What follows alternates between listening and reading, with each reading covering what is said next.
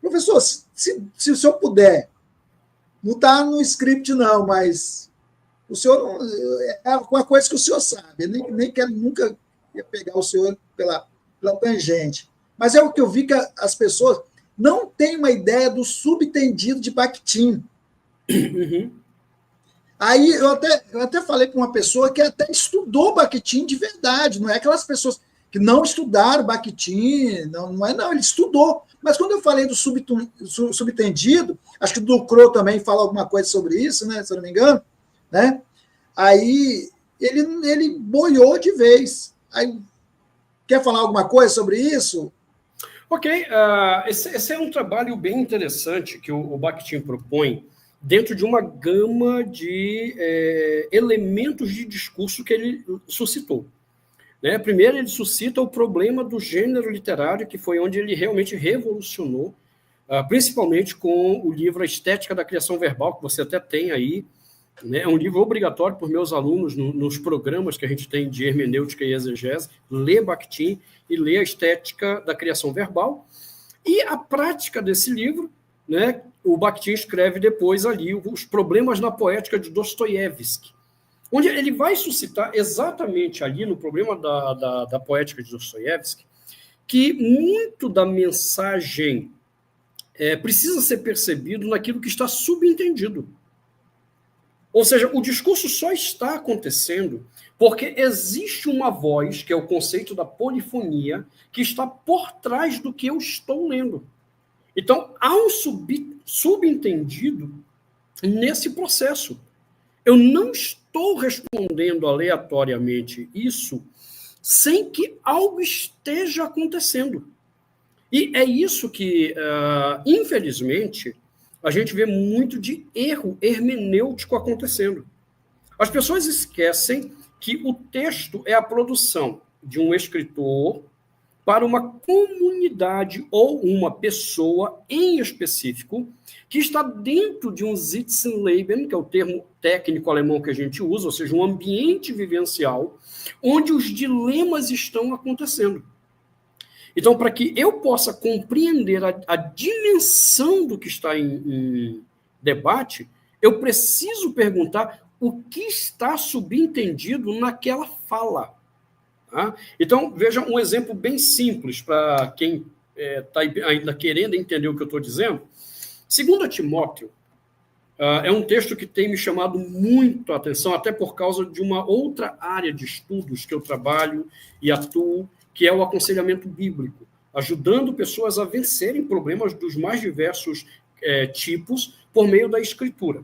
Então, quando eu chego em Timóteo, 2 Timóteo, capítulo 1, então, eu vou dar um exemplo do problema do subentendido aqui. Eu estou lendo lá no versículo 3 assim: dou graças a Deus, a quem desde os meus antepassados sirvo com consciência pura, porque sem cessar me lembro de ti nas minhas orações de noite e dia. Lembrado das tuas lágrimas, estou ansioso por ver-te. Bom, aqui eu tenho uma informação que eu posso passar batido, mas que no subentendido eu preciso parar e pensar, peraí, lembrado das tuas lágrimas, e eu espero ver, então, eu estou ansioso para te ver. O que está por trás disso aqui? Há um Timóteo abatido, há um Timóteo triste no momento que Paulo está escrevendo. Tá, mas isso poderia ser apenas uma elucubração minha. O texto ele tem que produzir mais elementos linguísticos, redacionais, para que eu possa começar a ver se faz sentido o que eu estou percebendo no subentendido.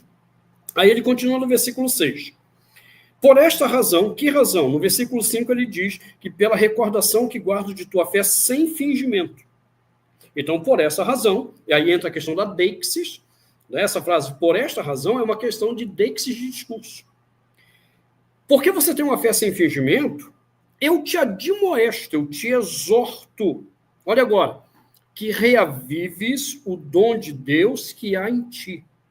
Ora, a palavra grega para reavivar, ela tem a ideia de trazer para a vida aquilo que estava morto. O que Paulo está dizendo aqui para Timóteo? Timóteo, eu estou te exortando que você traga da morte para a vida o teu dom. Ora, qual é o subentendido disso aqui? Timóteo está triste, Timóteo está num ciclo de lágrimas. Por que Paulo agora tem que dizer para ele reavivar? Porque Timóteo havia abandonado o dom que o Senhor Deus havia dado para ele e que havia sido confirmado pela imposição de mãos. É o subentendido do discurso. Daí Paulo vai dizer, porque Deus não nos tem dado espírito de covardia. Que espírito é esse? De abandono da nossa vocação. É o subentendido de um Timóteo triste. É o subentendido de um Timóteo que abandonou o seu dom. Né? E mais ainda, quando Paulo diz assim, versículo 8, não te envergonhes. Por que ele está dizendo isso? Porque no subentendido do discurso, Timóteo também estava agora com vergonha do evangelho, do próprio Paulo e do Senhor Jesus Cristo.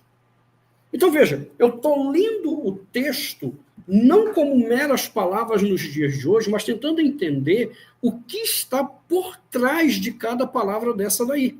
Isso até foi muito bem levantado por um exegeta católico, o Carlos Mesters, no livro dele Por Trás das Palavras. Existe um subentendido que eu primeiro preciso captar. Aí, o que o pessoal tem ficado assustado? Quem é psiquiatra e me ouve fazendo essa exegese, já capta na hora o que eu estou mostrando aqui. Quem não é, eu procuro mostrar. Gente, o fenômeno da depressão é um fenômeno antigo, só não tinha esse nome. Os 3 principais elementos da depressão são um ciclo de lágrimas ou tristeza que perdura por mais de 2 semanas. Segundo, anedonia, que é quando a pessoa perde o prazer naquilo que antes lhe dava prazer. E a desesperança da própria vida. Ora, eu tenho um Timóteo no ciclo de lágrimas, eu tenho um Timóteo que agora abandonou o seu dom, aquilo que lhe dava prazer, a anedonia, e eu tenho um Timóteo que não tem mais esperança nem no próprio evangelho. Ou seja, o que eu tenho no subentendido é a descrição do que modernamente hoje se chama de depressão. Então, perceba, olhando por que Paulo está usando essas palavras com o olhar do subentendido, coisas começam a aparecer da leitura do texto que outrora eu não percebia. Por quê? Porque eu não estou olhando para trás do texto. O que está provocando Paulo a usar cada palavra dessa? Tá? Então, veja como o subentendido é extremamente importante na análise do discurso.